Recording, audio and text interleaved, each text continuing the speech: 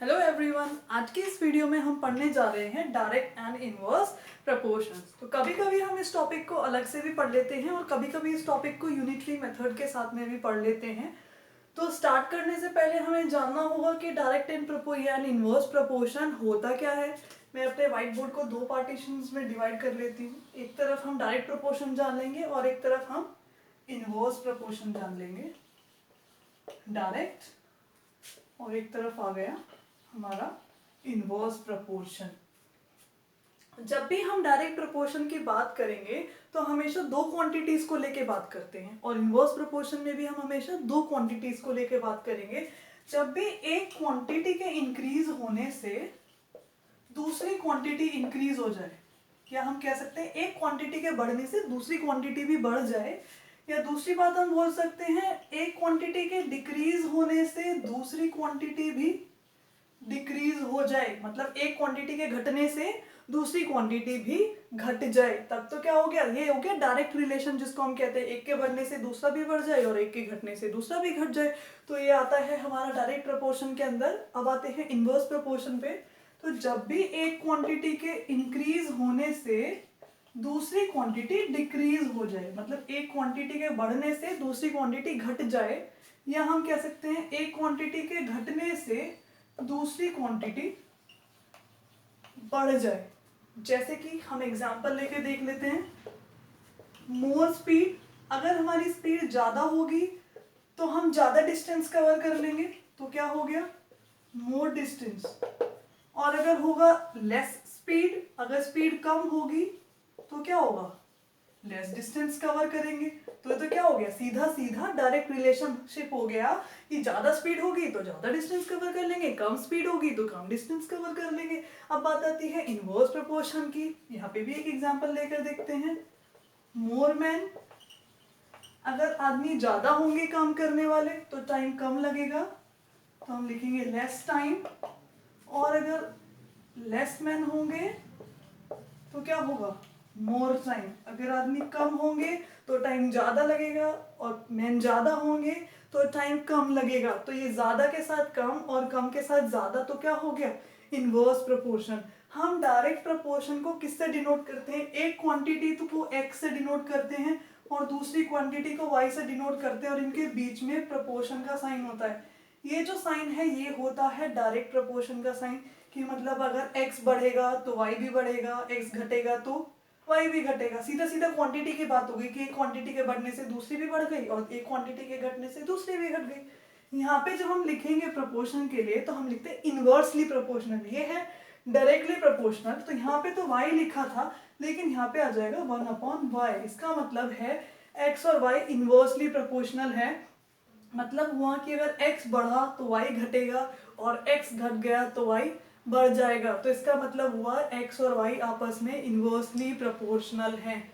या फिर हम कैसे, इसमें जब भी हम डायरेक्ट इन प्रोपोर्शन को के क्वेश्चंस को फाइंड करते हैं तो हम हमेशा यूज करते हैं x/y is equals to constant, या हम कह सकते हैं रेशो x/y, मतलब जो x जो हमारी क्वांटिटी है और जो y हमारी क्वांटिटी है, अगर मैं इसका रेशो निकालूं सारे केसेस में तो ये हमेशा कांस्टेंट आएगा, मतलब एक फिक्स्ड वैल्यू आएगी। और जब हम इनवर्स प्रोपोर्शन की बात करते हैं तो यहाँ क्या होता है, प्रोडक्ट x/y की बात करते हैं।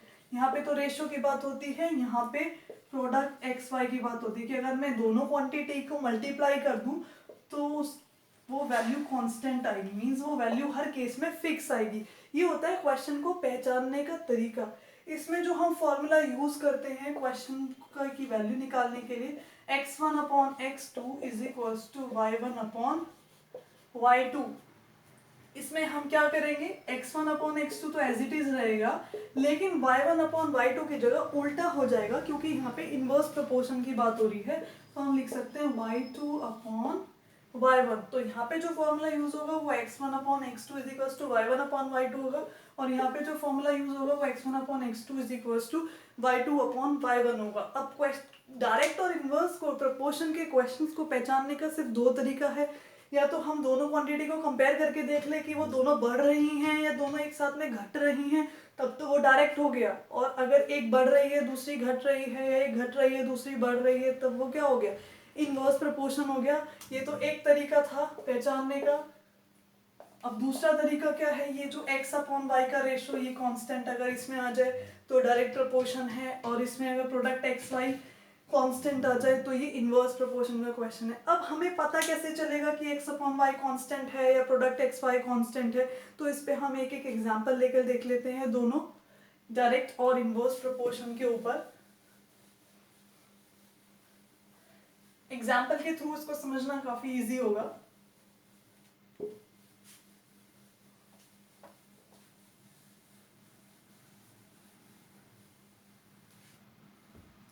सपोज मेरे पास पेट्रोल है लीटर्स में, पीईटी पेट्रोल के लिए यूज किया, और डिस्टेंस है किलोमीटर्स में, और मैं तीन तीन वैल्यूज ले लेती हूँ इसकी। पेट्रोल के लिए मैं ले लेती हूँ 246, और डिस्टेंस के लिए मैं ले लेती हूँ 20, 40 एंड 60। तो और यहाँ पे मैं क्वेश्चन ले लेती हूँ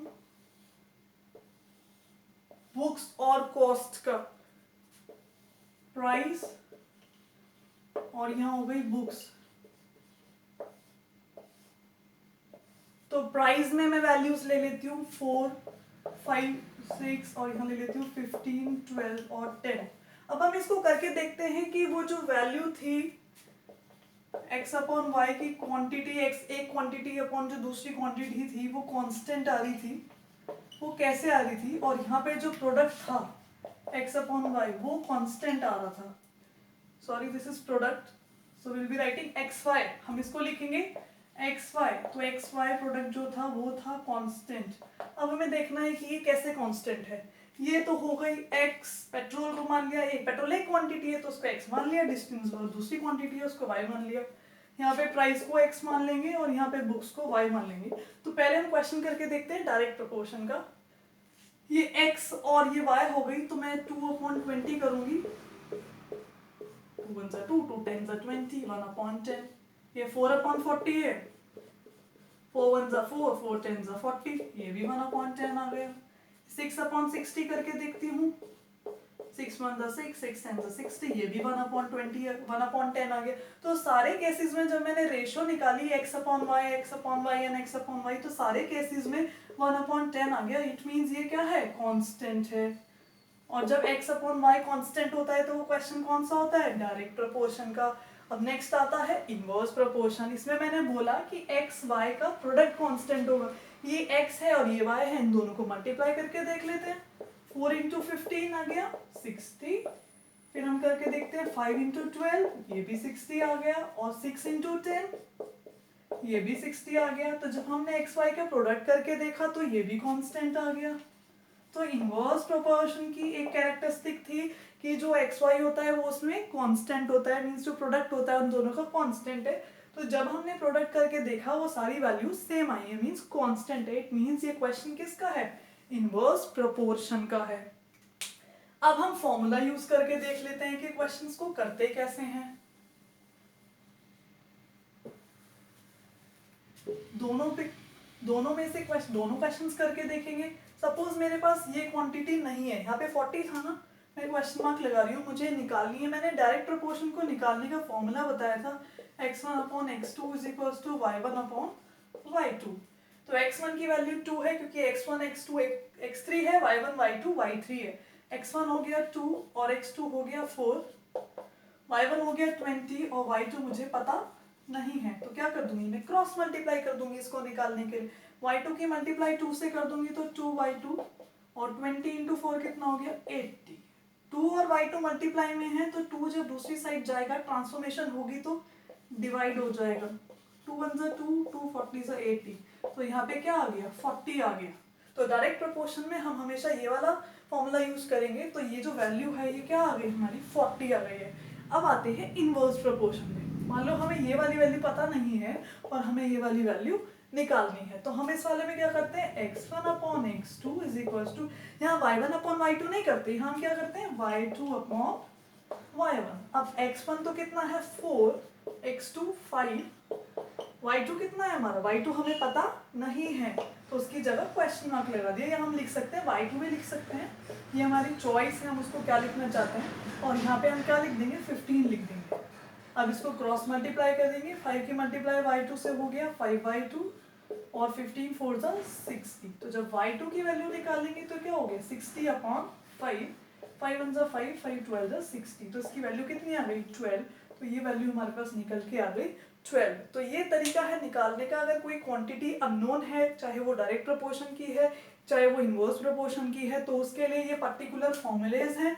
ये डायरेक्ट प्रोपोर्शन के लिए है और ये इनवर्स प्रोपोर्शन के लिए। और दो तरीके बताए हैं पहचानने के लिए, एक तो ये प्रोपोर्शन वाला कि एक्स और वाई की रेशियो कांस्टेंट आएगी डायरेक्ट प्रोपोर्शन में और एक्स वाई का प्रोडक्ट आएगा इनवर्स प्रोपोर्शन में कांस्टेंट आएगा। और एक बताया था इंक्रीज और डिक्रीज, दोनों क्वांटिटी को देख के हम पता लगा सकते हैं। तो ये था आज की क्लास डायरेक्ट और इनवर्स प्रोपोर्शन के बारे में। बाकी सारी चीज़ें हम नेक्स्ट क्लास में पढ़ेंगे। So thank you all.